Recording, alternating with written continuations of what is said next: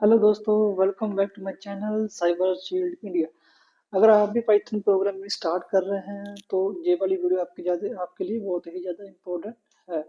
आज की इस वीडियो में हम देखेंगे और समझेंगे कि ऑपरेटर क्या होता है और कंडीशनल स्टेटमेंट कैसे काम करता है और लूप को हम क्यों यूज करते हैं। तो बने रहिए वीडियो के एंड तक ताकि आप एक अच्छे प्रोग्राम बन सकें।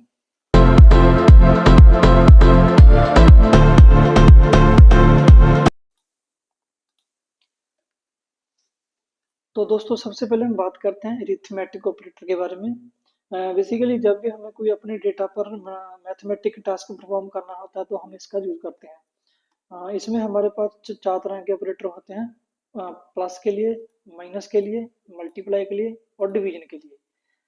अ, तो चलो हम इसको यूज करके देखते हैं, इसका प्रैक्टिकल करके देखते हैं कि कैसे परफॉर्म करते हैं। सबसे पहले हम यूज करेंगे प्लस ऑपरेटर को। देखिए, मैं दो वेरिएबल बना लेता हूँ। x इक्वल टू 10,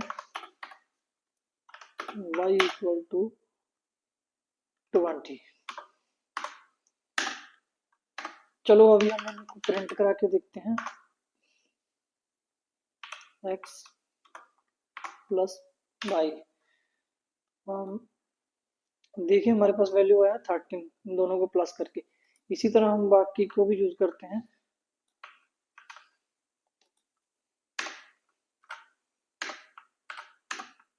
हम इनका एक साथ ही यूज करके देखते हैं ये कैसे काम करता है। माइनस के लिए हम ऑपरेटर यूज करेंगे माइनस वाला। मल्टीप्लाई के लिए हमारे कीबोर्ड पे ना वो मल्टीप्लाई का ऑप्शन नहीं होता, तो इसलिए हम स्टार यूज करते हैं यहाँ पे फॉर मल्टीप्लाई। और डिवीजन के लिए हम यूज करते हैं फॉरवर्ड स्लैश। तो देखते हैं क्या रिजल्ट आता है इनका प्रिंट होने के बाद। देख सकते हैं पहले का आया 30, इनका सम 30 आया और माइनस करने के बाद -10 आएगा कि हाँ। और मल्टीप्लाई का आया 200 और 0.5। तो चलो अभी हम बात करते हैं कंपैरिजन ऑपरेटर के बारे में। जब भी हमें अपनी स्टेटमेंट को देखना है, ट्रू और फॉल्स में रिजल्ट लेना है, तो हम इसके लिए ऑपरेटर का चूज करते हैं कंपैरिजन का। हमें रिटर्न करता है ट्रू और फॉल्स जब भी हम अपने डेटा पे इसे परफॉर्म करते हैं। तो आओ इसका प्रैक्टिकल देखते हैं कि ये कैसे काम करता है। सबसे पहले मैं एक वेरिएबल बना लेता हूँ जिसमें रखता हूँ 100। एक और बना लेता हूँ y नाम का जिसमें रखता हूँ मैं 200। अब इन दोनों को प्रिंट कराता हूँ, चेक करता हूँ ट्रू और फॉल्स। जैसे मैंने देखा क्या x y से बड़ा है, तो अभी देखना है हमारे पास क्या रिजल्ट आता है। फॉल्स। हमने पूछा था क्या x y से बड़ा है, तो नहीं, छोटा है ना। इसकी वैल्यू 100 है और y की वैल्यू 200 है, तो छोटा है। और जब हम देखेंगे क्या x y से छोटा है, अभी देखते हैं ट्रू। तो हाँ, तो ये ऑपरेटर इसी तरह काम करते हैं। और आओ अभी हम समझते हैं लॉजिकल ऑपरेटर के बारे में। जब भी हमारे पास मल्टीपल स्टेटमेंट को चेक करना होता है तो हम इसका यूज करते हैं। हमारे पास बेसिकली तीन ऑपरेटर आते हैं, एंड, और नॉट। एंड का यूज हम तब करते हैं जब हमारे पास मल्टीपल स्टेटमेंट हो और वो सभी करेक्ट हो, राइट हो, तो ये इसका हम यूज करते हैं। मान लो हमारे पास दो स्टेटमेंट हैं, एक गलत है और एक सही है, तो ये ऑपरेटर एरर दे देगा। और का यूज हम तब करते हैं जब हमारे पास मल्टीपल स्टेटमेंट हो बट उसमें से एक भी सही हो तो सबको ट्रू मानता है, कोई एरर नहीं देता और कोड को एग्जीक्यूट कर देता है। और नोट का अब हम बात करते हैं कंडीशनल स्टेटमेंट के बारे में।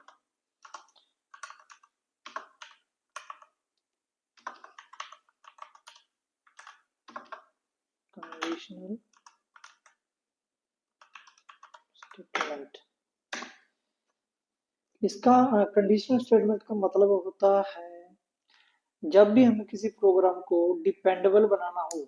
मतलब अगर स्टेटमेंट सही है तो जे करो, अगर गलत है तो जे करो।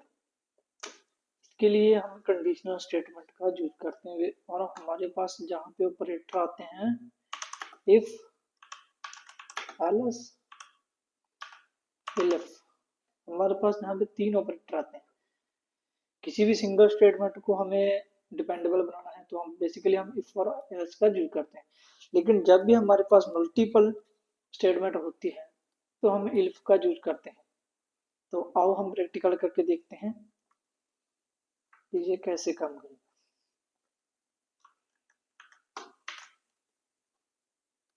तो सबसे पहले हम इफ एल्स का यूज करेंगे। मान लो मेरे पास एक यूजर है, मैंने उसका एज पूछना है। मैं यूजर से इनपुट लेता हूँ।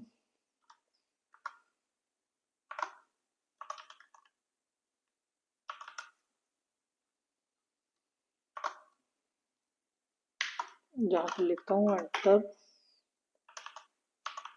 Your as.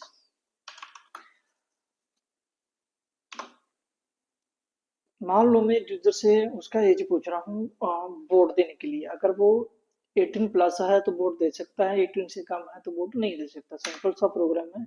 यहाँ पे मैं यूज करूंगा इफ और एल्स का। If as greater than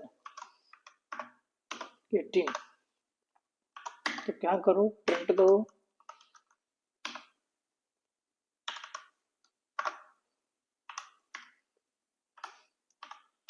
your as को प्रिंट करो। यहाँ पे जो भी डेटा आएगा वो एज नाम के वेरिएबल में स्टोर है। And you can vote, you can vote. अगर उसकी एज 18 से कम होगी तो उसके लिए लिखेंगे एल्स और एल्स में प्रिंट करेंगे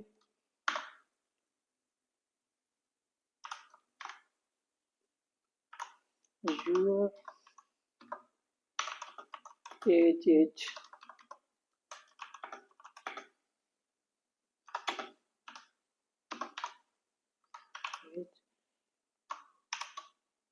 अगर 18 से कम होगी तो हम लिखेंगे यू कैन नॉट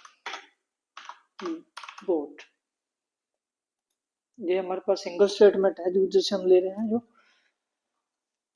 जैसे यूजर ने एज डाला 21 एंटर किया तो क्या लिखा रहा है your age 21 you can vote. और यहीं पे मान लो यूजर का एज है 17 है, 18 से कम है तो क्या आएगा you can not vote. Single statement के लिए हम यूज करते हैं इफ और एल्स। और यहीं पर अगर हमारे पास मल्टीपल स्टेटमेंट हो, जैसे हमारे पास लगा सकते हैं एक मार्क है स्टूडेंट का, मार्कशीट है हमारे पास, मान लो 75 उसके नंबर है। मार्क नाम के वेरिएबल में उसके स्टूडेंट के मार्क को स्टोर किया हुआ है। मान लो मैं ये दिखाना चाहता हूँ कि मान लो स्टूडेंट के मार्क 90 से ऊपर है तो ग्रेड ए। अगर स्टूडेंट के मार्क 17 है तो ग्रेड बी। अगर 70 से नीचे है तो ग्रेड सी। इसको प्रिंट करना चाहता हूँ तो देखो if mark greater than 90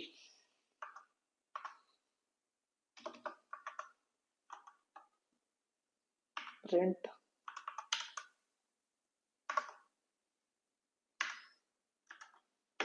A grade. अभी जहाँ पे इलिफ मल्टीपल स्टेटमेंट है तो हम इल्फ का यूज करेंगे। इलिफ mark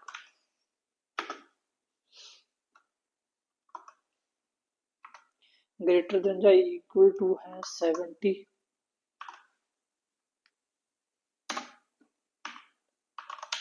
print B grade.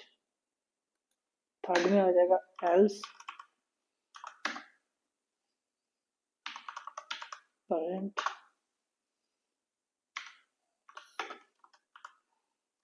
C grade. अभी इसको रन करा के देखते हैं। तो हमारे पास बी ग्रेड आ चुका है। आ, क्योंकि हमारे पास 75 है ना नंबर। ये देखो बी ग्रेड सही है।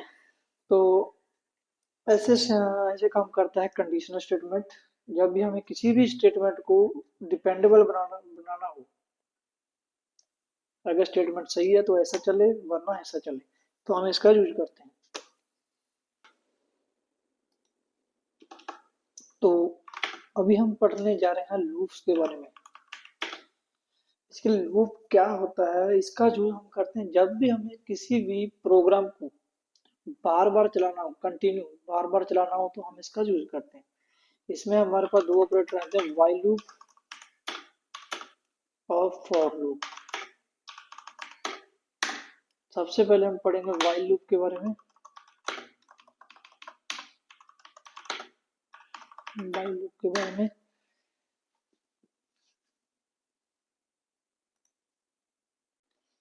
तो व्हाइल लूप एक ऐसा लूप होता है जो जब तक चलता रहता है जब तक आपकी कंडीशन ट्रू है। अगर आपकी स्टेटमेंट फॉल्स नहीं होगी तो ये चलता ही जा रहेगा, और एक टाइम ऐसा आएगा जो आपकी मेमोरी को क्रैश कर देगा। क्योंकि जब तक ये चलता रहेगा तब तक आपकी मेमोरी का साइज बढ़ता रहेगा, बढ़ता रहेगा, बढ़ता रहेगा, और एक टाइम पे ये क्रैश कर देगा मेमोरी को। तो ऐसा ना हो तो इसके लिए हमें सेट करना पड़ता है कि यहाँ पे जाके इसकी स्टेटमेंट फॉल्स हो जाए और ये रुक जाए। तो आइए आओ हम इसका प्रोग्राम बना कर देखते हैं ये कैसे काम करता है। जैसे हमने एक मेमोरी ले लिया आई नाम का, उसमें रख लिया 1, 0 रख लेते हैं। वाई जब तक आई छोटा है, जब तक आई छोटा है 5 से,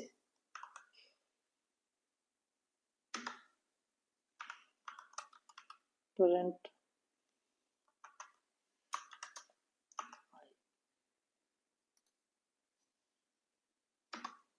और हमें सेट भी करना पड़ेगा कि ये 5 पर जाके रुक जाए। क्योंकि अगर ये रुकेगा नहीं, लूप होता है जो रुकेगा नहीं, तो उसके लिए हमको खुद को सेट करना पड़ेगा आई प्लस इक्वल टू 1। प्रिंट करके देखते हैं इसको।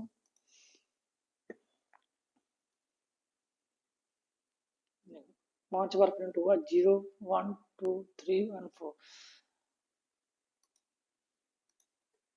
हुआ क्या, सबसे पहले आई में आई को चेक किया, आई 5 से छोटा है, प्रिंट किया आई को, 0 प्रिंट हुआ सबसे पहले। उसके बाद क्या हुआ, आई में +1 +1 हुआ, उसके बाद आई की वैल्यू हो गई 1।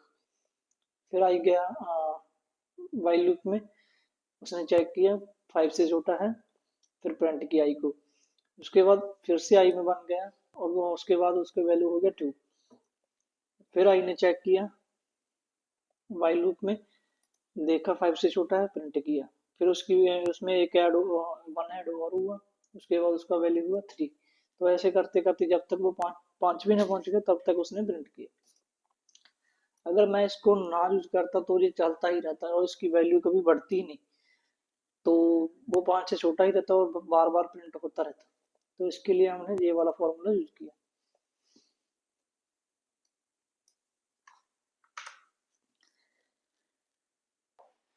तो अब देखते हैं हम फॉर लूप। फॉर लूप का यूज भी हम इसीलिए करते हैं ताकि हम किसी भी लाइन को बार बार प्रिंट करा सकें। बट इसका यूज वाइल लूप के मुकाबले में ज़्यादा होता है, क्योंकि ये इसको लिखना यूज करना इसका आसान होता है। जैसे हमने हेलो वर्ड लगा लो, हेलो वर्ड, इसको 5 बार प्रिंट कराना है। सबसे पहले क्या करूँगा मैं, फॉर एक कीवर्ड है, आई के वेरिएबल बना लेते हैं। For I in range, range भी यहाँ पे एक कीवर्ड है हमें डेस्टिनेशन लिखने के लिए कि कहाँ तक हमने प्रिंट कराना है। 5 तक प्रिंट कराना है तो इसमें डेस्टिनेशन 5 का पास कर देते हैं 5। उसके बाद प्रेजेंट